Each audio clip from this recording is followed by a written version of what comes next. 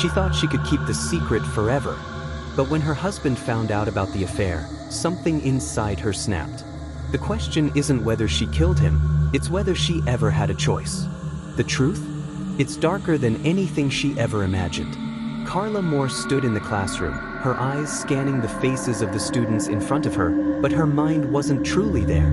It hadn't been for a while now. Teaching had once been her passion, her life's purpose, but lately, she had felt hollow. Her marriage to Adam had lost its spark, and the love that had once bound them together had eroded into something cold and distant. She looked at her watch, her heart aching as the bell rang, signaling the end of yet another uneventful day. She watched the students file out of the classroom, some laughing, some tired, but all with a sense of freedom that she envied. It was then, as she sat in silence, that Jason's face flashed in her mind. Jason was different.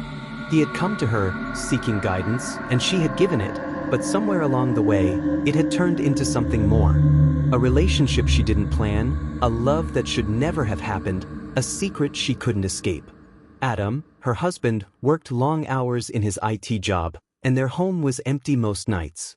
The only sound in their house now was the hum of the refrigerator and the silence that settled between them. Carla knew Adam was becoming suspicious of her late nights, the moments she spent staring at her phone screen.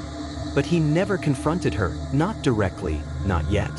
She had thought she could juggle it all, balancing the affair with Jason and the marriage with Adam, but the weight of it all was starting to crush her. One evening, Adam returned early from work. Carla had just finished a call with Jason, trying to navigate the tangled emotions of their secret relationship. Adam's voice echoed from the hallway as he entered the living room, his footsteps heavy with tension. "Carla, we need to talk," he said, his voice firm, but there was a tremor in it, a quiet desperation. She could hear the hurt in his tone, and it made her stomach churn. He confronted her, accusing her of betraying him, of having an affair.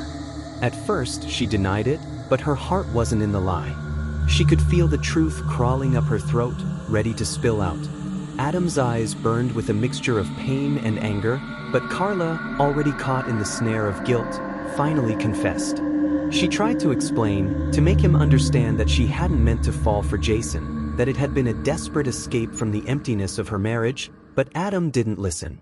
The man she had once loved, the man she had pledged to spend her life with, stood before her, broken. Jason had been the escape, the solace, and now Adam had found out.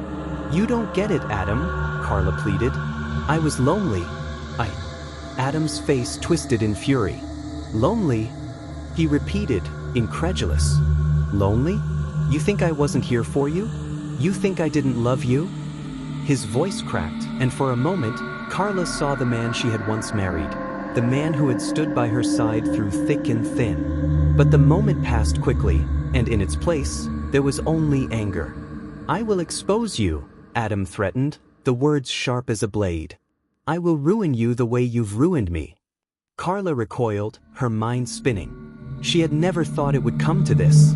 She had tried to keep everything together, tried to pretend that she could be the wife and the lover, but it was all unraveling before her eyes.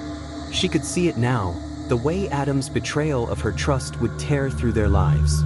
She could see the end of everything, and it was coming fast. In a blur of movement, Adam lunged forward, grabbing her arm. "You don't get to leave me," he hissed, his grip tightening.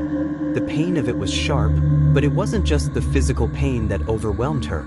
It was the years of unspoken frustration, the weight of the love they had once shared, now poisoned and broken.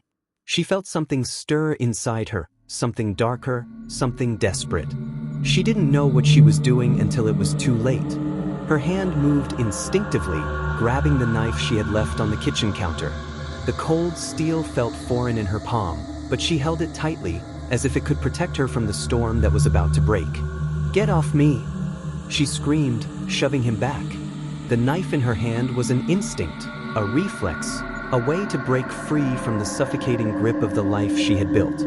Adam staggered backward, shock and disbelief flooding his face. "Carla?" he whispered, but it was too late. In that moment, the years of resentment, of broken dreams, and unspoken words came crashing down on them both. The knife plunged into his chest, and the life drained from his eyes.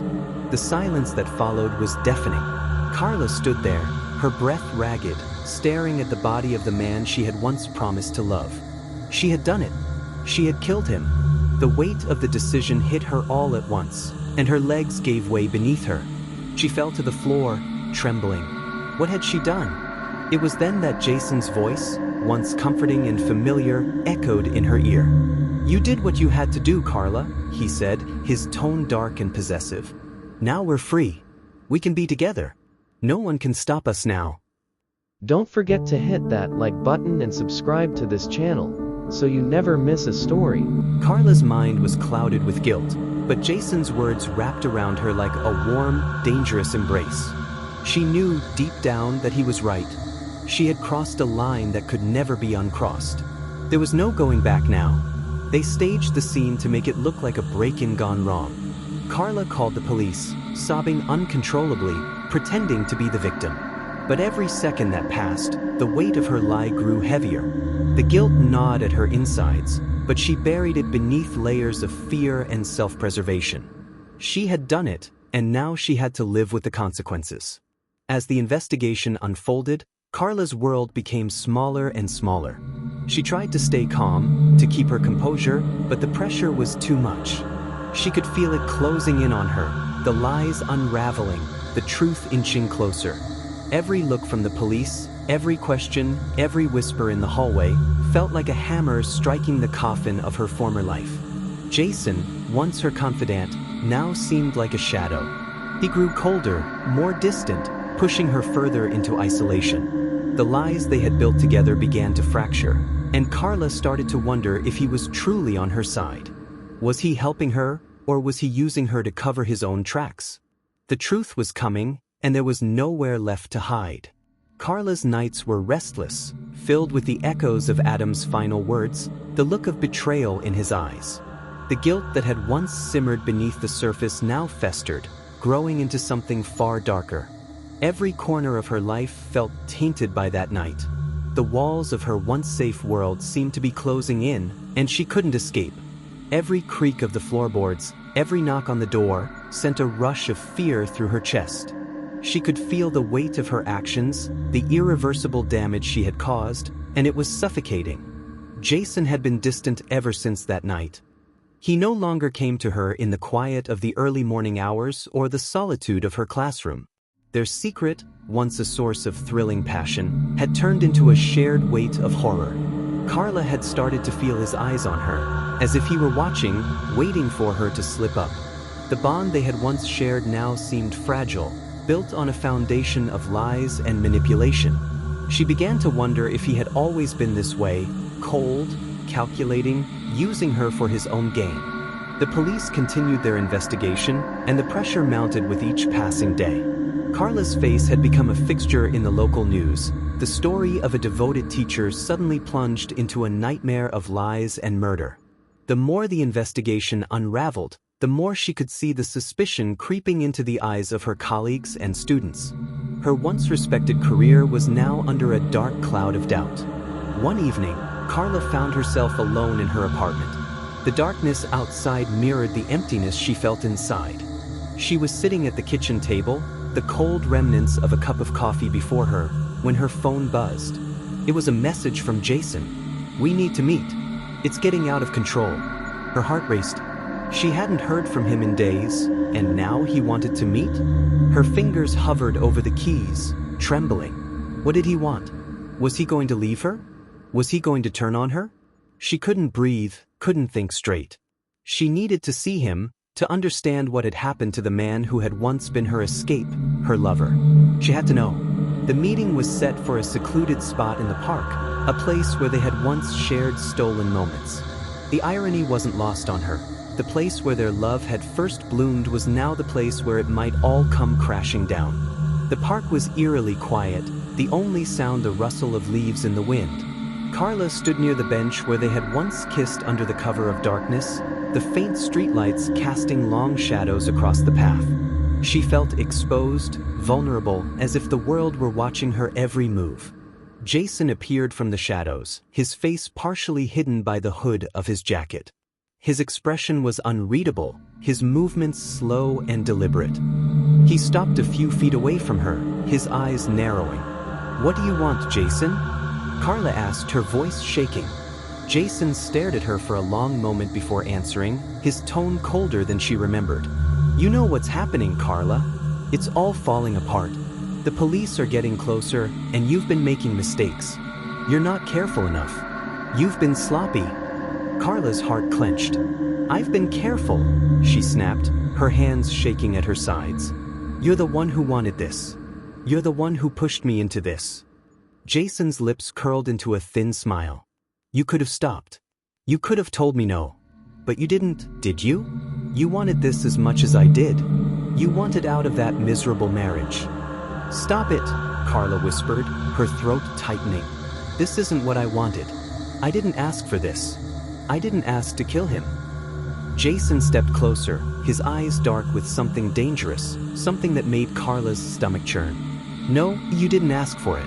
But you did it, didn't you? And now you're going to pay the price for it."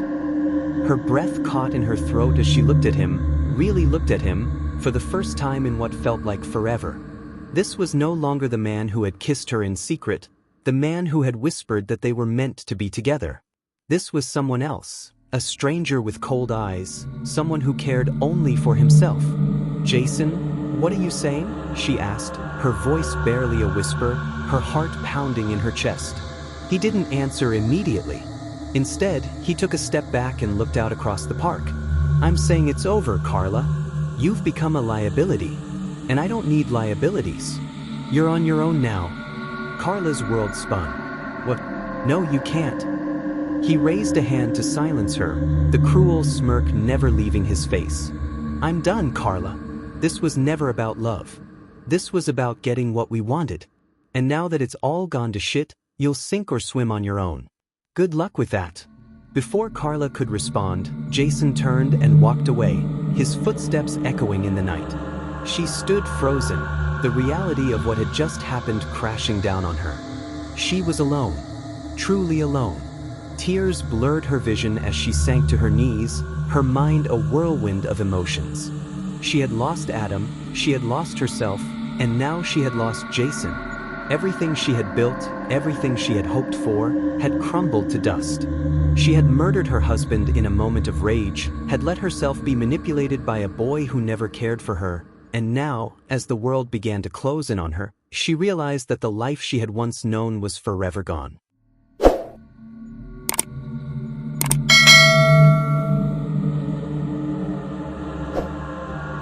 The investigation was reaching its boiling point.